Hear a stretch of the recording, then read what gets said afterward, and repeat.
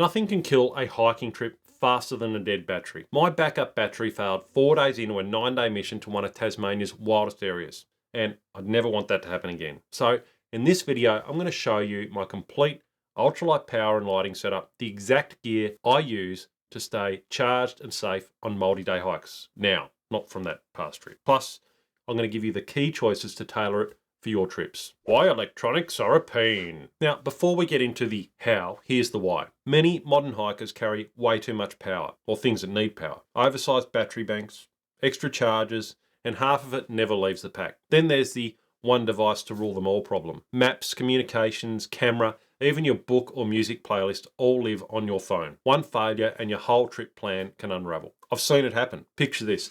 Halfway up a misty ridge, your phone's dead, your headlamp flickers, and your power bank is just a cold, useless brick. I've watched friends scramble in the dark because their gear wasn't up to the task, and I've been there myself. The result? Heavy packs, wasted energy, and sometimes gear failure when it matters most. So how do you avoid the dead weight and the dead battery blues? With a few key principles, you can strip the weight, keep the reliability, and skip that sinking low battery feeling. Principles of my system. If you want a setup that's light, reliable, and ready for anything, you need some ground rules before a single item goes in your pack. I treat my electronics kit these days the same way I do the rest of my pack. Every item has to earn its place and justify its weight. Here's the test my tech has to pass. The weight to runtime ratio. So maximum usable power for the least amount of grams. Also weatherproofing. It must handle rain, cold, and rough use without having to baby it. Efficiency over bulk. I'd rather recharge smart and fast than haul a kilo of just in case capacity. These principles are why my kit looks the way it does now and why it works trip after trip. So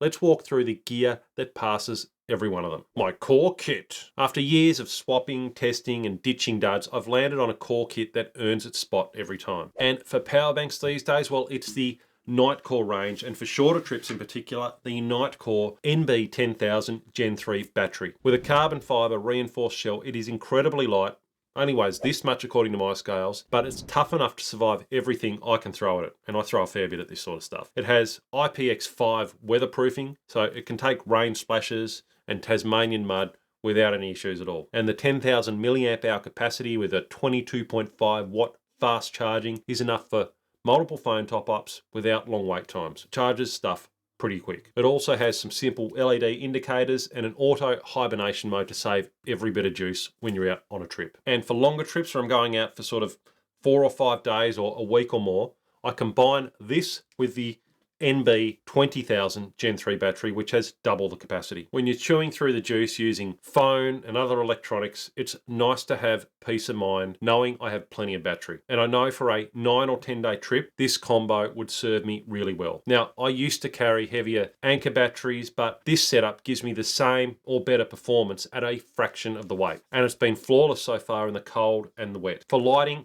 lately I've been taking the Nitecore NU25 MCT, and at just this amount of weight, including the strap on it, this thing is ultralight even for a headlamp. Now I think it's a newer model. It has these triple color temperature beams, so it's got different like sort of lighting colors. So you've got the 3000 Kelvin warm, the 4500 Kelvin neutral, and the 6500 cool white. So I can choose the best type of light for hiking, cooking, or camp use. And to be honest, I'm a warm white kind of guy, and I don't think I've seen this sort of MCT stuff as a lighting option on a headlamp before. So it's a nice little feature. It's not a must-have, but it is nice. And of course, it has an auxiliary red light, which is perfect for preserving night vision or not blinding mates in camp. I use that sort of function when I'm cooking, when I'm just wandering around the tent, if I have to get up in the middle of the night, that type of thing, so I'm not waking everyone up. There's up to 45 hours of runtime on low on this thing, plus USB-C charging in around an hour, I have found, when you're using this, and the USB-C charger is just on the side of it there. I'm trying to get everything that I have to USB-C, so then I only need to take one charging cord with me on a hike. This thing has IP66 waterproofing, if that means anything to you, and 1 meter impact resistance, although I reckon I could drop this from higher than a meter and it'd be okay. So it's built for the tough Australian conditions that I subjected to. So currently these three items really, we've got the battery banks and the headlamp. They're the backbone of sort of my electronic system at the moment. But full disclosure, well, the NB10 Gen 3 and the NU25 MCT I'm showing here came from Ultralight Gear, who are also the sponsor of today's video. Now, I get gear offers almost daily, and honestly, 99% of them never make it past the first email. If it's something I wouldn't actually take on a trip, I'm not going to recommend it here. But Ultralight Gear is different. I've been buying stuff from them for years, even when they were Ultralight Hiker. Everything from food bags to my earlier Nightcore battery banks, long before they ever sponsored a video. Their service has always been spot on, and the one time that I had to return a faulty battery bank, they actually had a replacement on the way before I'd even had a chance to offer to post the old one back. And just so it's clear, while the NB10000 Gen 3 and the NU25 MCT I'm showing today were sent to me for this video, I've actually owned and bought versions of both of these before with my own money, actually multiple versions. As you can see here, several versions that I've got here. They've got that little one, that's a cool one too. I know how this gear performs and I trust them, and I'd happily take them on any trip. So big thanks to Ultralight Gear for supporting the channel and helping make videos like this possible, and for being a place I can confidently send you if you're looking for gear that actually delivers when you're out on the track. So check them out. They've got a great range and have become my first port of call when I'm on the hunt for new hiking gear. Now, back to the video. But here's the real point of how this whole system works, because of how it's used, not just the gear itself. How I use it in the field. So earlier this year, I spent 8 days hiking in southern Tasmania on Tasmania's South Coast track. With no phone reception for the entire trip, my Garmin InReach Mini was my lifeline. It's the way I'd communicate with my wife and kids, as well as having it track me regularly so they could keep track of my location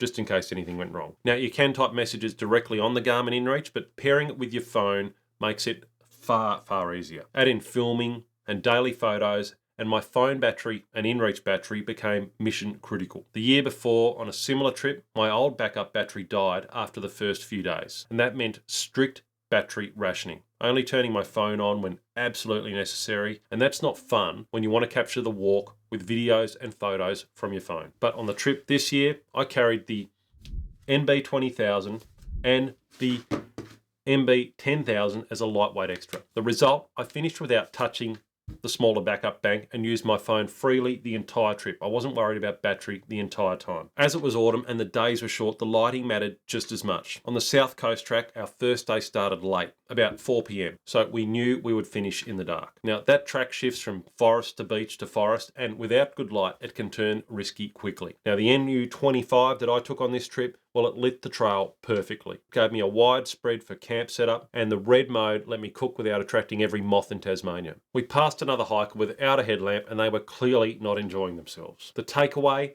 with the right setup, you stop worrying about battery life or stumbling in the dark and start focusing on the hike itself. Test your system before you go and make sure it works for your style of trip. And after that little disaster trip last year where the battery I took on that trip failed, well, this time, before I started taking Nightcores out into the wilderness last year, I would test them. I would charge my phone at home several times with these to see what sort of battery I was getting out of these, and it was good. So I've had them for a while now and I've been using them constantly. We use them in our day-to-day lives as well, just to take with us when we're out and about and our phone battery's low. We leave, we figure out that phone battery's low. Oh, I need a battery. Grab one of these. My wife takes it all the time now too. So great battery. Trade-offs and limitations. Going ultralight with electronics is like packing just enough snacks for a day hike. It keeps your load light and your pace quick, but you need to be deliberate about how and when you use them. Smaller batteries mean you manage your charging. If your kit is just a phone, headlamp and GPS, this system works beautifully. But if you're running heavy camera rigs or planning weeks and weeks off grid, you'll want extra capacity or even a solar panel. The same goes for ultralight headlamps. Runtime matters. You can't leave these things blazing on high all night and expect them to last for the whole trip. It's about using the right mode for the right moment. If you're an ultralight hiker, fast packer, trail runner, or long distance trekker, this setup gives you everything you need without the dead weight. If you're carrying drones, big lenses, or film gear for weeks, you're going to need to scale up, and you're probably going to have to carry spare batteries for those individual items. And if you want to see how I plan an entire multi-day trip from start to finish using my Trails framework, then check out this video up here next, where I'll run you through the entire system.